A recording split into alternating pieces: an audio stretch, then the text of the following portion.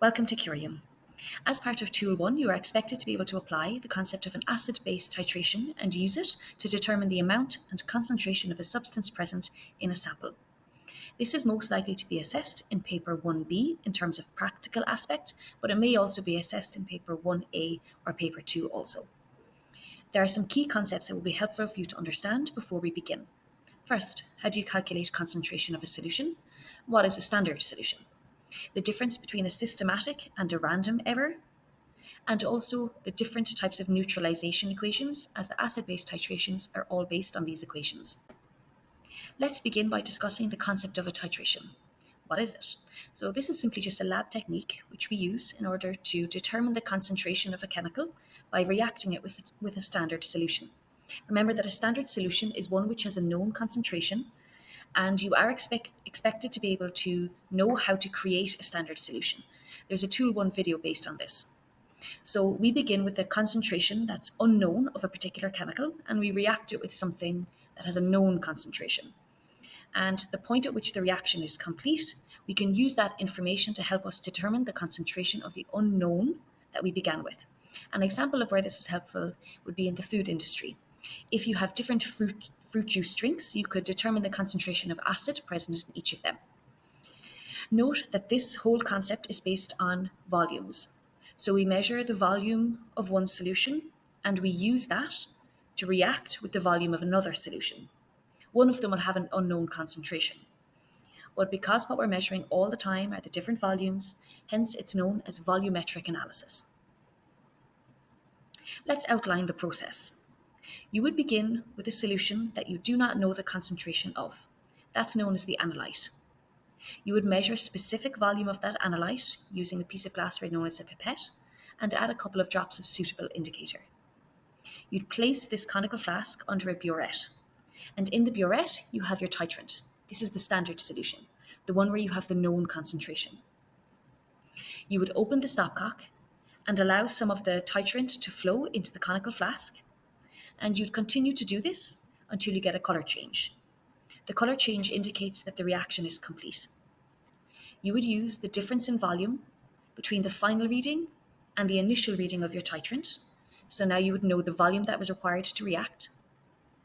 You already knew the concentration that you were putting in, and you can use that to calculate the number of moles.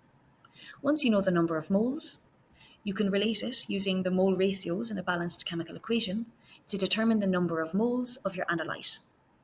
You already knew the volume that you were putting in because you measured it very carefully. So once you know the number of moles and the volume, you can use it to determine the concentration.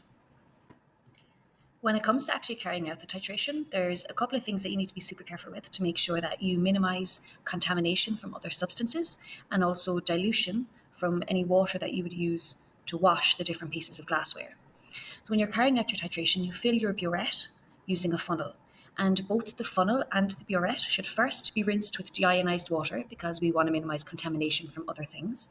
And then also there's a risk that deionized water, that some of it might remain in the funnel or in the burette. So what you then do is rinse the pieces of equipment also with the solution that you're planning to put in them. This prevents any accidental dilution. You fill your burette up to the top and make sure that you allow some of it to run through so that you don't end up with any air bubbles in this nozzle part. So you'd overfill the burette, let a little bit of the excess run through, close it, and then make sure that there's no extra little drops on the edge of the nozzle too. Really, we want to make sure that any of the volumes that we record are super precise. When it comes to filling your conical flask with the analyte, you'd use a pipette because you want to make sure that you're very certain about the volume that you're actually putting in. And you'd follow some of the same steps. You'd wash the flask with deionized water and with the solution that you're planning to put into it. And note how the shape of the conical flask is specifically designed so that you're able to swirl it without any of the liquid accidentally splashing out. And also, if you had any drops adhering to the inside, you could easily wash them into it. When it comes to filling your conical flask with the analyte and you're using the pipette, note what these different pieces of equipment look like. You have to fill your pipette with a pipette filler, and you'll notice that on your pipette there's a line, and that line, it's a very small specific line because it only measures one specific volume. For example, this one measures 25.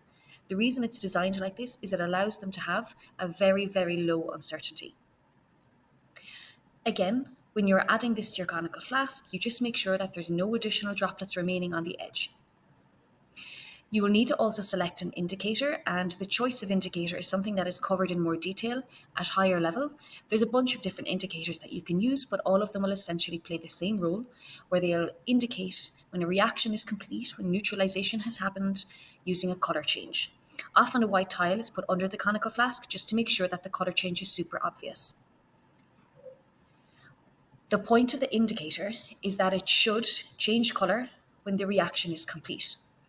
And that change in color is known as the endpoint. One of the things that we assume is that when the indicator changes color, that means that the moles of the titrant and the moles of the analyte are now equal. This is an assumption that we make. These are not actually exactly the same thing, the endpoints and the equivalence point. Now, for a better chemist, they will be the same thing, or they'll be at least very similar. But often it can be difficult to stop the reaction or to stop adding more volume from your burette at exactly the right time. You may just simply add a drop or two too much, and that can change all of your subsequent calculations. So note that endpoint is when it changes color, and we assume that endpoint and equivalence point are the same thing, but we're just aware that they may not be. Let's now look at an example of how you would process data from an experiment.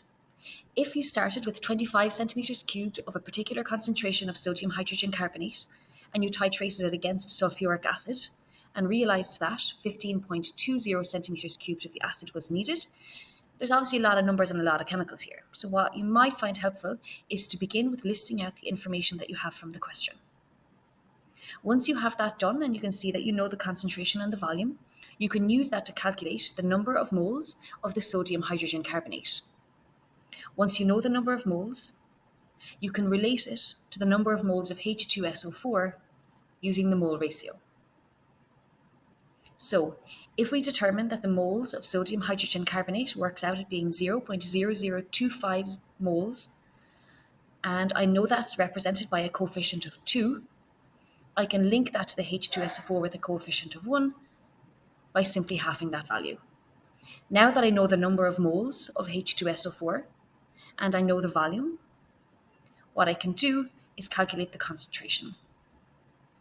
A key thing to note here is that often the first mark in a multi-part question is to form this equation correctly, because you're relying on the information of the coefficients to identify the number of moles present in your unknown. So make sure that you form each equation carefully and check to make sure that it's balanced before you begin with any type of calculation. This next question should take approximately 1.5 minutes, so there's an option now to pause and set a timer and rejoin us as we discuss it after. In this question, you're given data from 3 different trials with initial and final burette readings. The first thing you want to do is figure out what was actually the titer volume. So the titer is the volume that was required to react. You calculate that by identifying the difference between your final and your initial. Do that for all 3 trials. You can see that these are quite similar values, which means that for sure all 3 of them should be included. There have been instances where one of the values is quite different and you're expected to know that you shouldn't include it when calculating an average. Once you know the differences of the 3 values, you can calculate the average by adding them up and dividing by 3, and this works out at 11.15 centimeters cubed. However, we also now have to factor in the uncertainty. And each value that was calculated, the initial value and the final value, each one has an uncertainty. Both of them could be off by up to 0.05 centimeters cubed. And we know the rules with uncertainties. When you're adding and subtracting values, you add the absolute uncertainty, which means that your uncertainty is actually 0.1. Note that your uncertainty has 1 decimal place, hence the value that you're quoting for your average titer should now also have 1 decimal place. That's going to mean it will need some rounding. So it ends up being answer D, 11.2 plus or minus 0.1 centimeters cubed. This next question is worth 2 marks. If you want to pause the video now and set a timer for 3 minutes, and you can rejoin it as we discuss it after. The first part of this question asks you to write an equation for the reaction between methanoic acid and sodium hydroxide, which is a metal hydroxide. The reaction between an acid and a metal hydroxide will always produce a salt and water. Note that the first mark in one of these paper 2 or paper 1b questions is typically to form the balanced chemical equation, so always take the time to form this correctly and carefully.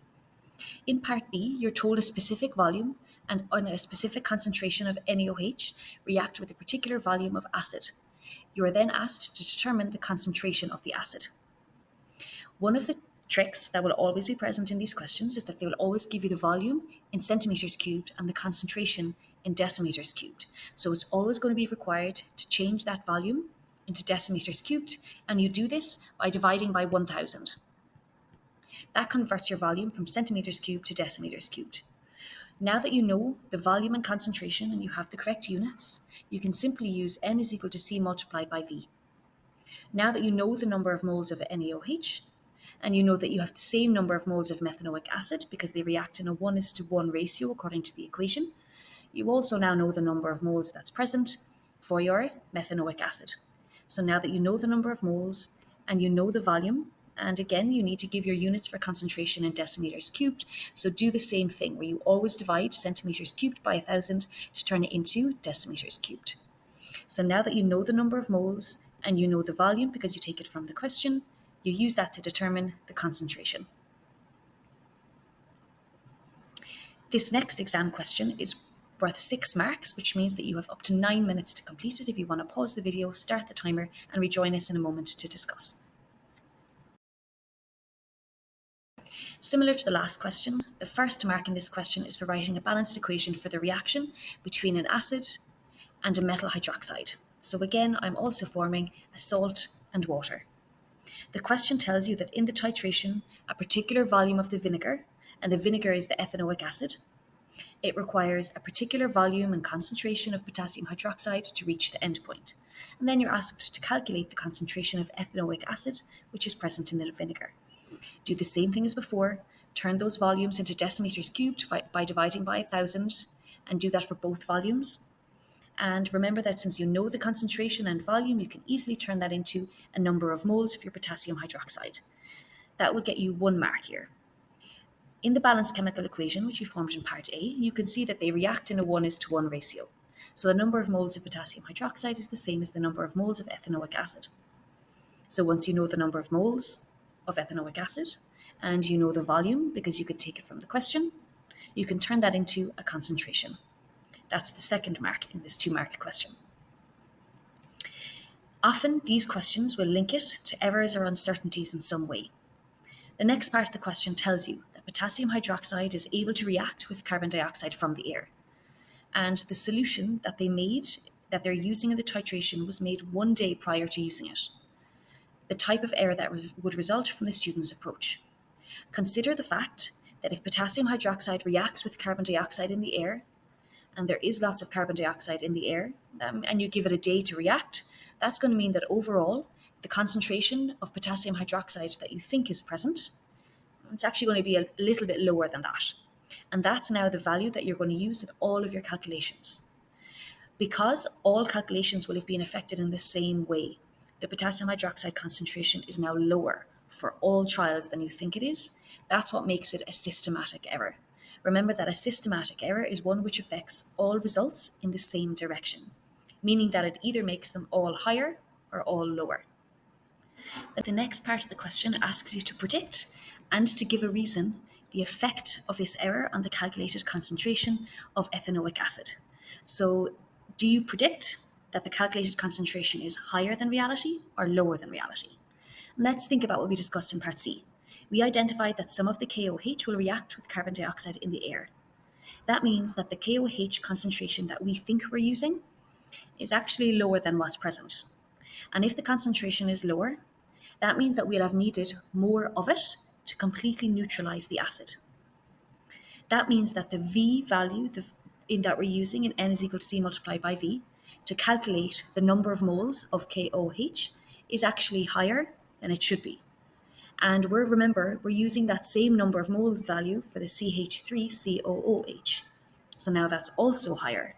So that when we use that number of moles value in N is equal to C multiplied by V for the ethanoic acid, it results in a concentration that's higher than what's actually present.